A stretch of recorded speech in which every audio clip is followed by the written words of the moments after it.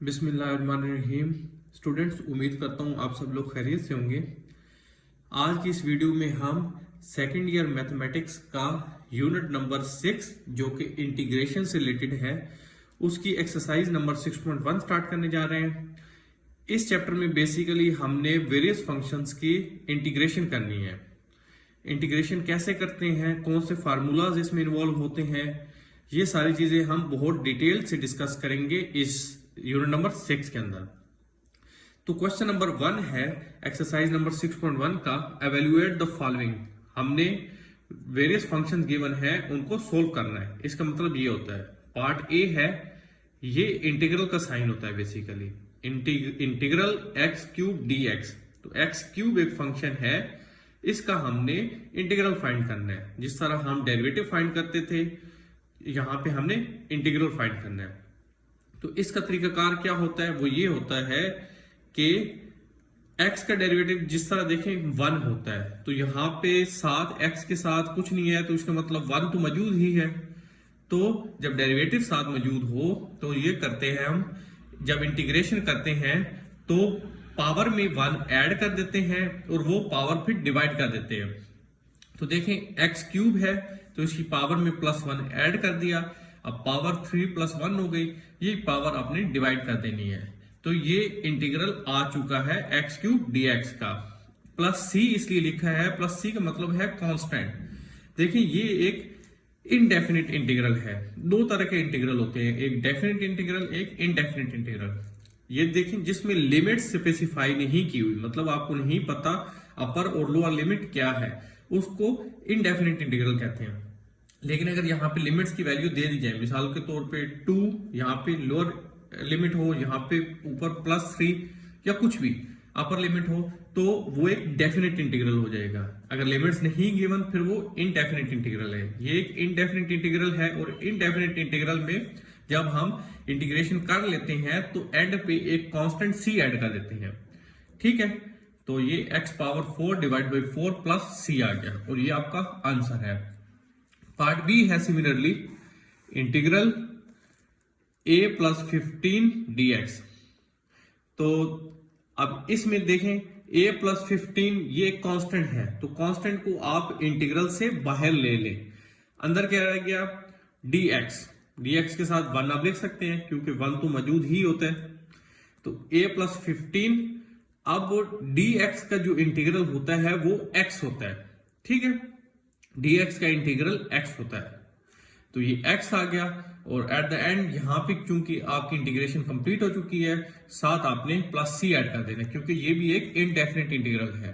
अब यहाँ पे 6.1 में जो है हम इनडेफिनिट इंटीग्रल्स की बात करेंगे। नेक्स्ट एक्सरसाइजेज में हम डेफिनिट इंटीग्रल्स को भी डिस्कस करेंगे। तो अब आप x को मल्टीप्लाई कर लें a + 15 से, ये बन जाएगा ax + 15x + c। तो ये आपका फाइनल सॉल्यूशन है। पार्ट सी है इंटीग्रल 1/5x dx। तो 1/5 तो कांस्टेंट है, इसको इंटीग्रल साइन से पहले लिख लिया, यहां पे आ गया 1/x dx। अब आपने एक रिजल्ट याद रख लेना है कि जो, बल्कि आपको पता भी है, जब हमने डेरिवेटिव फाइंड आउट किया था ln x का, तो वो 1/x आता है। ठीक है, और आपको एक और चीज मैं बता दूं कि डेरिवेटिव और इंटीग्रल ये एक दूसरे के रिवर्स प्रोसेस होते हैं, एक दूसरे के इनवर्स होते हैं ये।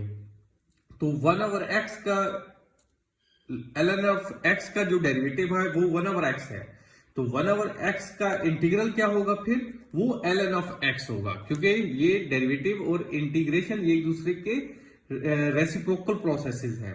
तो 1/x dx का इंटीग्रल आता है ln x, और +c एक एंड में हम ऐड कर देते हैं कांस्टेंट। तो ये ln x divided by 5 + c। Part D है इंटीग्रल 3x² + 4x - 5 dx। अब आप एक काम कर लें, 3x² का अलग इंटीग्रल ले लें, 4x के ऊपर अलग इंटीग्रेशन अप्लाई कर लें, सिमिलरली 5 के ऊपर अलग इंटीग्रेशन अप्लाई कर लें। यहां पे 3 कांस्टेंट है, कांस्टेंट को पहले लिख लें, integral x² dx plus similarly 4 भी कांस्टेंट है, इसको इंटीग्रल साइन से बाहर ले लें, 4 इंटीग्रल x dx - 5 कांस्टेंट है, इसको पहले लिख लें और डी ऑफ एक्स के ऊपर इंटीग्रेशन अप्लाई कर लें। तो ये बन जाता है, देखिए x का डेरिवेटिव 1 होता है, 1 डेरिवेटिव साथ मौजूद है, तो x स्क्वायर का इंटीग्रेशन क्या होगी, इसकी पावर में +1 ऐड होगा और वो पावर डिवाइड हो जाएगी। तो ये बन गया x क्यूब डिवाइड बाई 3। अब ये 3, ये वाला 3 इस डिनोमिनेटर वाले 3 से कट गया। सिमिलरली +4, x का डेरिवेटिव साथ 1 मौजूद है यहाँ पे, तो इसकी पावर में +1 ऐड करेंगे और वो पावर डिवाइड कर दे। तो x square divide by 2 times 4 होता है, तो यहाँ पे ये हमने कटिंग कर ली। -5 डी ऑफ एक्स का इंटीग्रल होता है x, तो -5x और यहाँ पे एक कांस्टेंट हमने c ऐड कर दिया। तो कटिंग के बाद ये आ जाता है x cube plus 2x square -5x plus c। तो यहाँ हमारा पार्ट डी जो है वो कंप्लीटली सॉल्व हो जाता है। पार्ट ई है 1 + 3t t क्यूब dt। तो इसमें सबसे पहले तो आप ये कर लें, t क्यूब को 1 + 3t से मल्टीप्लाई कर लें, तो ये बन जाएगा t cube plus 3t power 4 और d of t। t cube के अलग इंटीग्रल ले लेते हैं और 3t पावर 4 का जो है अलग इंटीग्रेशन कर लेते हैं। तो t क्यूब, t का डेरिवेटिव जो है 1 मौजूद है साथ, तो जस्ट इसका इंटीग्रल आ जाएगा, इंटीग्रेशन हो जाएगी, पावर में 1 ऐड हो जाएगा और वो पावर डिवाइड हो जाएगी। तो t पावर 3 + 1 डिवाइडेड बाई 3 + 1 जो कि पावर है। सिमिलरली 3 इंटीग्रल साइन से पहले लिख लिया चूंकि कांस्टेंट है, और t पावर 4 का जो इंटीग्रेशन हो जाएगी, पावर में +1 ऐड होगा और वो पावर डिवाइड हो जाएगी। तो ये बन जाएगा t पावर 4 + 1 डिवाइडेड बाई 4 + 1 और एंड पे एक कांस्टेंट, क्योंकि ये एक इनडेफिनिट इंटीग्रल है। तो ये आ जाता है t power 4 divide by 4 plus 3t power 5 divide by 5 plus c। Now comes to the part f, integral 1/x³ d of x। 1/x³ को हम x पावर -3 लिख सकते हैं, क्योंकि x की पावर जो है पॉजिटिव है डिनोमिनेटर में, जब ये ऊपर नोमिनेटर में से लेके आएंगे तो पावर नेगेटिव हो जाएगी। इसका ये फायदा हुआ कि आप देखें x विदाउट पावर देखते हैं वेरिएबल को, x है तो x का डेरिवेटिव 1 साथ मौजूद है, तो जस्ट इसकी इंटीग्रेशन बहुत सिंपल हो जाती है कि पावर में +1 ऐड कर दें और वो पावर जो है वो आप फिर डिवाइड कर दें। तो x पावर -3 + 1 डिवाइड बाई -3 + 1 ये जो पावर है, और एंड पे कांस्टेंट c ऐड कर दिया। -3 + 1 -2 होता है, तो ये बन गया x power -2 divided by -2 plus c।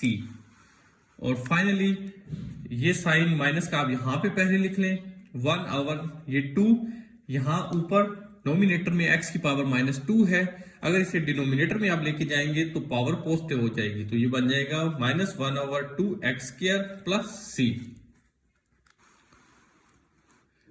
Part जी है integral e power 5x d of x।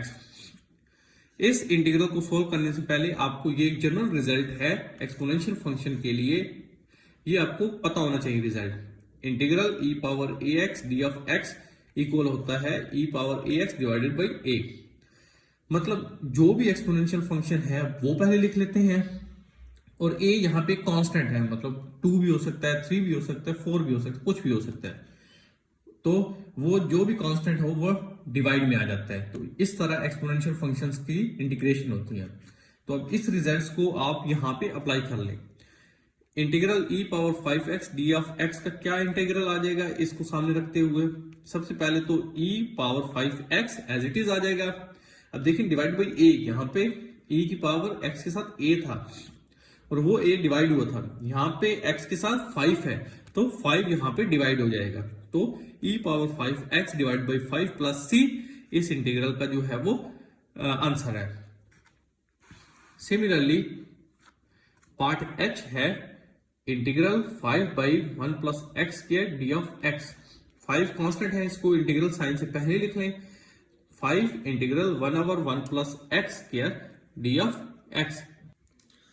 तो students integral 1/1 plus x² d of x का जो आंसर होता है, इसका प्रूफ आपकी बुक में गिवन है, वो tan इनवर्स x होता है। ये रिजल्ट्स आप डायरेक्ट याद कर लें, इसका सोल्यूशन अगर आप प्रूफ कहेंगे वो मैं आपको करा दूंगा। तो 5 tan inverse x plus c आ जाता है। तो अब पार्ट आई है और ये लास्ट पार्ट है क्वेश्चन नंबर 1 का, integral t cube under the root t d of t। ये t cube under the root t को आप t पावर 1/2 लिख सकते हैं और ये dt एज इट इज आ गया।